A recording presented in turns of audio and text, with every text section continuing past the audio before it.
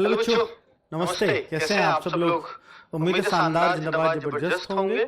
और SSC GD 2025 के notification का आज सुबह से ही बच्चों को इंतजार था, लेकिन 6 बजे के आसपास खबर आती है कि ये नोटिफिकेशन आज नहीं आने वाला है, अर्थात ये आज के बजाय अब 5 सितंबर को आ रहा होगा। तो करीब करीब ये 9 से 10 दिन लेट हो चुका है। बच्चे, ये लेट तो हुआ है, लेकिन कुछ राहत की खबर ये है कि भाई जैसे यूपी पुलिस और बिहार पुलिस में बच्चा इस समय बहुत बिजी है और वो नहीं सोच पा रहा है, इसके अलावा उसको कुछ और भी देखना है। अगर 31 तारीख तक जब उसके एग्जाम हो जाएंगे यूपी पुलिस वगैरह के, या बिहार भी 28 को खत्म होने जा रहा है बिहार पुलिस का भी, तो उसको ये होश आएगा कि हाँ भाई मेरा इसमें सिलेक्शन हो सकता है, मेरा नहीं हो सकता। एक एक्सपेक्टेड कट ऑफ के इर्द गिर्द बच्चे को पता चल ही जाता है, तो निश्चित तौर पर इस बार भी पता चल ही जाएगा।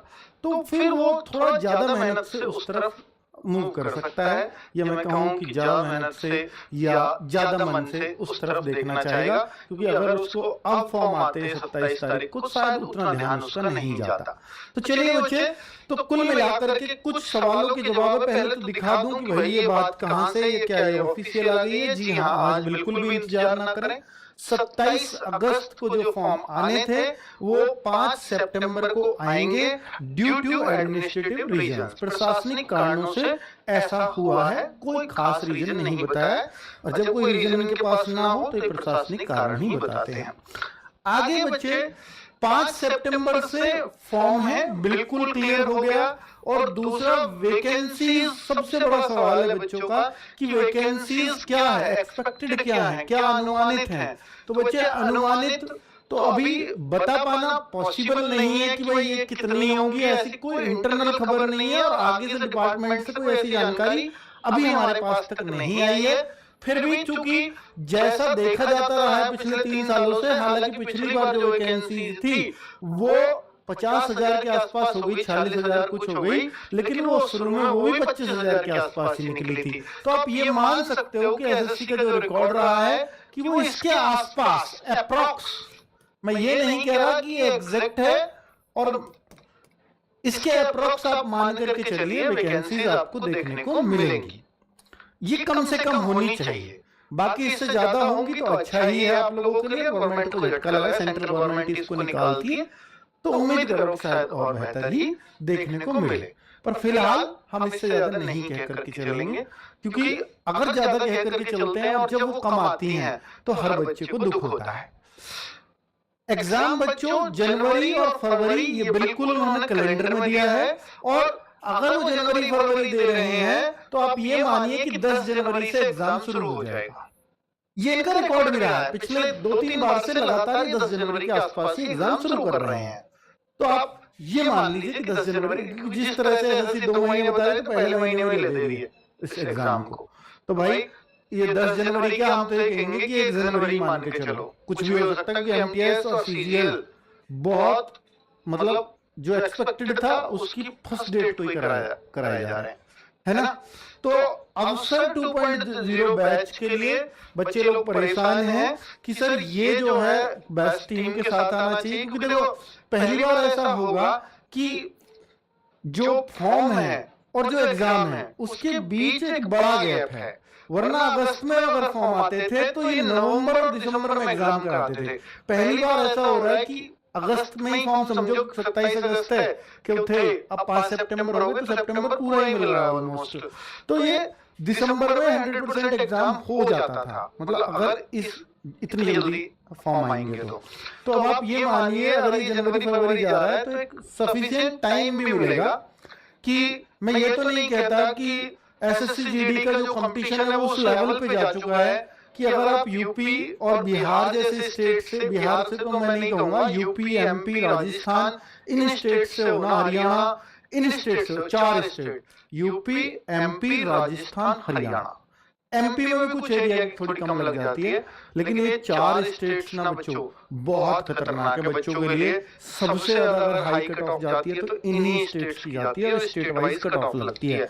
तो भाई इन स्टेट्स में जो बच्चा बिल्कुल बिगिनर है, कि मैं तो अभी जीरो से स्टार्ट करूंगा, तो मैं बिल्कुल भी आपको ऐसे नहीं बहका के चलूंगा यहाँ पर कि भाई आपका सिलेक्शन जीरो वाले का भी हो जाएगा, नहीं, थोड़ा सा अनुभव चाहिए होता है। या अगर आप जीरो से स्टार्ट कर रहे हैं तो फिर आप बहुत मेहनती, बहुत दृढ़ संकल्पी और मतलब थोड़े से टैलेंटेड भी होने चाहिए, तो फिर चांस है कि आप अब जीरो से करो और तब हो जाएगा, ठीक है। लेकिन अगर आपने पहले कभी कोई एग्जाम दिया, थोड़ी बहुत तैयारी पहले की है, तो फिर कर रहे हो स्टार्ट, तो फिर हो जाता है, पर बहुत लगन से पढ़ना पड़ता है।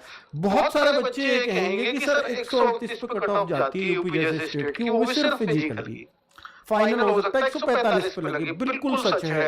160 में से 145 लाना बहुत बड़ी बात होती है। पर बच्चों आप ये देखो, उनमें से बहुत सारे ऐसे बच्चे हैं जिनको 20-20 नंबर का नॉर्मलाइजेशन मिला है। अगर 145 में 20 मार्क्स का नॉर्मलाइजेशन है तो मार्क्स 125 ही बन रहे हैं, और 125-30 कर पाना जैसा एसएससी का पेपर आ रहा है पिछले कुछ टाइम से, वो बिल्कुल भी मुश्किल नहीं है, बिल्कुल भी मुश्किल नहीं है, ठीक है। तो मैं आपको, क्योंकि ये कट ऑफ जो हाई होती है ना, ये आपके हौसले को जरूर तोड़ती हैं कि यार इतनी हाई कट ऑफ, और बिल्कुल हद प्रभ कर देंगे किसी को भी 87% पर, अगर नेगेटिव मार्किंग भी हो। वैसे 1/8 की नेगेटिव मार्किंग इस कट ऑफ को बढ़ाने का बहुत बड़ा कारण रही है, क्योंकि हर बच्चे ने 80 के 80 क्वेश्चन टच किए हैं। और आप ये मोस्ट प्रोबेबली बेटा, मोस्ट प्रोबेबली कि अगर आप की 1/8 की नेगेटिव मार्किंग है, तो ऐसा कोई मूर्ख ही बच्चा होगा जो पूरे कट ऑफ, पूरे पेपर को अटेम्प्ट नहीं करके आएगा। करना चाहिए, क्योंकि 1/8 की नेगेटिव मार्किंग में तुक्का मारने से भी फायदा होता है, क्योंकि ऐसा माना जाएगा कि भाई आपका अगर 4 पे तुक्का मारते हो तो 1 सही निकल आता है, पर वो चारों एक जैसे ऑप्शन लगा दो। अब सोचो कि 4 पे तुक्के मारे और 1 सही निकल आया, तो 3 गलत। ये प्रायिकता रहती है, ये प्रोबेबिलिटी एक चैप्टर होता है मैथ्स में, तो उससे मैं बता रहा हूं कि प्रायिकता 4 में से 1 के सही निकलने की रहती है, क्योंकि 4 ऑप्शन है। 5 ऑप्शन होते तो 5 में से 1 के सही निकलने के चांस रहते। अब 4 में से 1 सही निकला, 3 गलत निकले, तो कटा क्या? क्योंकि 2 नंबर का क्वेश्चन, 2 का 1/8 0.25, 0.75 कटेगा अगर 3 गलत हुए, और मिलेंगे कितने? 2 मार्क्स। तो 2 में से 2 तो मिले और 0.75 कटा, तो 1.25 का फिर भी फायदा हुआ। ये कारण है कि हर कोई तुक्का मारने के लिए कह देता है 1/8 में कभी घबराओ ही मत। तो ये कारण था इस कट ऑफ को बढ़ने का एक मुख्य कारण, ठीक है। अब बचे दूसरा मुख्य कारण था कि ये अब तक एसएससी जीडी के जितने भी पेपर हुए हैं आज तक, सबसे आसान पेपर ही पिछली बार आया था। वरना 46,000 वैकेंसी में ऐसा कोई कारण नहीं है कि 138 यूपी की कट ऑफ जाती है ना। तो बच्चे इससे परेशान नहीं होना है, इससे ये देखना है कि मैं एक्चुअल में कहां हूं। मैं ऐसे बहुत सारे बच्चे बताऊंगा कि जो मॉक टेस्ट में सिर्फ 120-122 करते रहे एसएससी जीडी में, और वहां 158-160 नंबर आए हैं। क्या 160 में से 160 भी पॉसिबल है? बेटा 160 में से 167 भी आए हैं बच्चे के, 165 भी आए हैं। ये कैसे? क्योंकि एनसीसी के जुड़े, बिना एनसीसी के नॉर्मलाइजेशन से उतने गए हैं। तो आप 160 प्लस वाले बच्चों की बताऊं, 160 में से 160 से ज्यादा आने वाले बच्चे 80 से ज्यादा हैं जिनका मेरे पास रिकॉर्ड है। मतलब हमारे पास जिन्होंने डेटा भेजा विद आंसर शीट, तो 80 प्लस बच्चे तो वो मेरे पास हैं। इससे ज्यादा भी हो सकते हैं, क्योंकि सभी ने हो सकता है ना भेजा हो डाटा। तो इसलिए बहुत घबराने की आवश्यकता नहीं है। और ये वही बच्चे हैं जो मॉक टेस्ट में 122, 124, 125 करते थे, इससे ज्यादा नहीं आता था इनका। तो इसलिए अगर आप सिर्फ इस बात पर टिके रहोगे कि सर नहीं, यहां तो कट ऑफ इतनी हाई चली गई 87%, बेटा 105, 104, 105% बच्चों के मार्क्स आ रहे हैं, तो क्या करेगी 87% भी, ठीक है। तो एज कब से काउंट होगी बेटा?